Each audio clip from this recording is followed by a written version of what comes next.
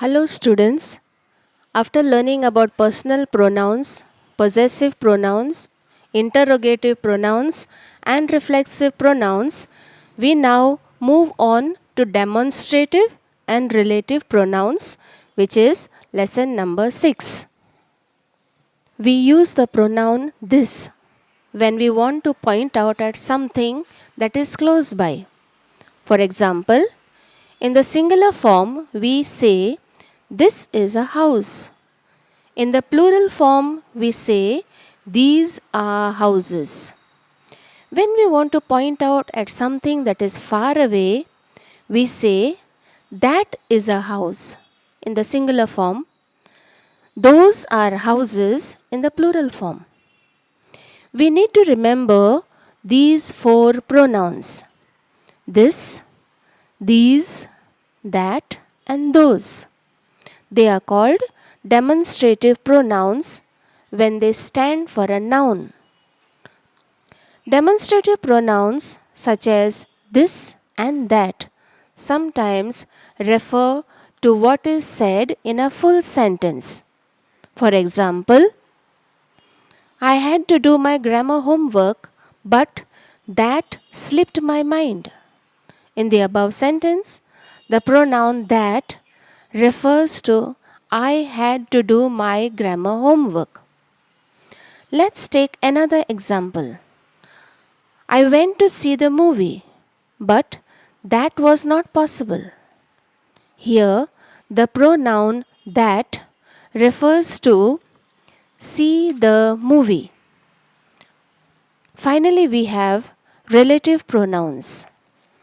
Words such as who, whom, that, which, when, and where are relative pronouns.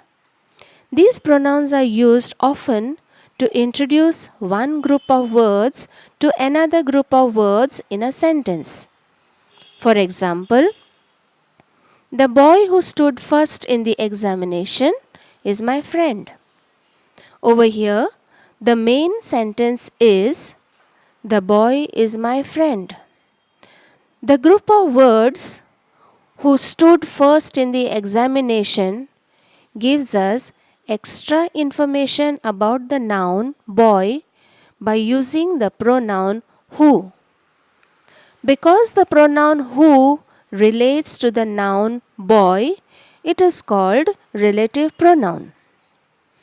Let's take another example. "The book which I read last week is very interesting." Here, the main sentence is, "The book is very interesting."